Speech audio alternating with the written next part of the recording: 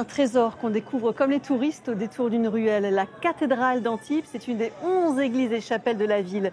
C'est bien plus qu'il n'en faut pour accueillir un festival de l'art sacré, un patrimoine sublime dans lequel on entre par la grande porte, celle de la musique.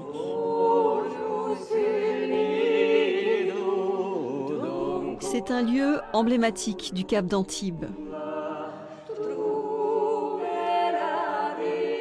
Dans la chapelle de la Garoupe, dévolue à la protection des marins, des chants traditionnels résonnent.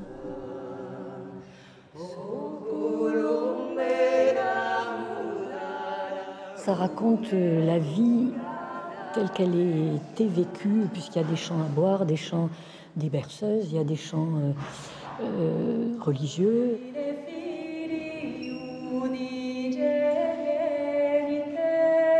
La musique parle avant même les mots. Il y a quand même des arrangements, des polyphonies qui touchent au cœur, quoi. En provenance de nos villages, certains chants religieux ont traversé les siècles sous forme de neumes, ces notes carrées, grâce aux confréries de pénitents qui transcrivaient les chants de messe. Les pénitents, ils ont gardé un répertoire spécifique et qui est vraiment très sympa. Puis alors, extrêmement moderne. Quand on chante ça, des fois on se dit ouf, ça fait un peu comme ça avec les cheveux, quoi. Mais c'est sympa, c'est très original surtout. Et là, on est dans peut-être les choses les plus originales du répertoire traditionnel d'ici.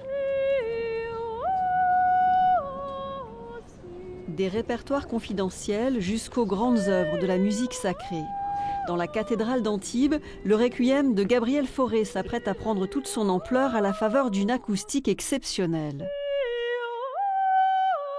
Il y a juste la réverbération qu'il faut, c'est-à-dire que c'est pas trop long pour ne pas disperser, pour ne pas brouiller l'écoute, et en même temps c'est pas assez sec pour que ça durcisse le son.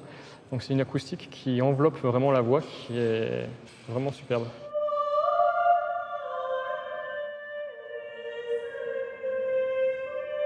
Loin de la terreur de la mort chez Mozart, le requiem de Fauré offre des notes consolatrices. Deux cœurs se réuniront pour lui donner sa puissance. Là, vous serez 40 chanteurs, c'est ça, ouais, c'est l'ampleur. Oui, mais c'est ce qui est beau aussi dans le chant choral, c'est ce qu'on peut être tous ensemble et ce qu'on peut donner tous ensemble au public. 40 chanteurs et l'Orchestre national de Cannes pour ce qui s'annonce comme un des moments phares du Festival d'art sacré d'Antibes.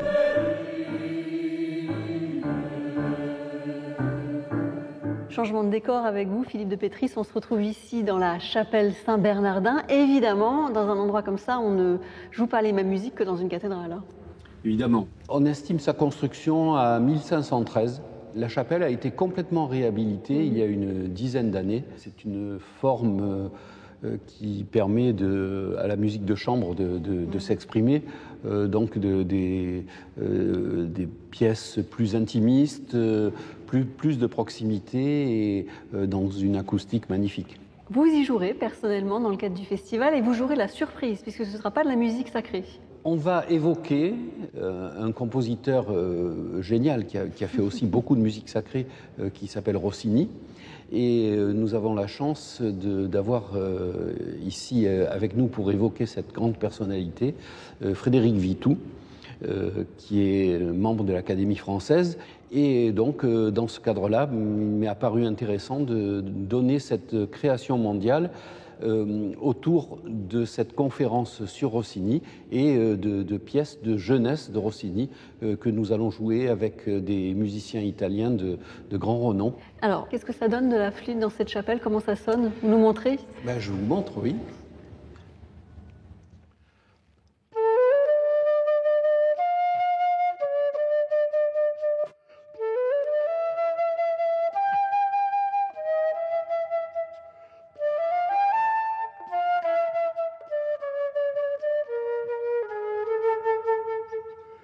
Vous faites plaisir avec ces sonates.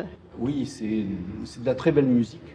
Et quand on pense qu'elles ont été composées par un musicien qui avait une dizaine d'années, il devait avoir 12-13 ans, bon, c'était déjà, ça nous donne déjà une idée de tout ce que a pu apporter Rossini à la musique d'opéra, mais aussi à la musique sacrée.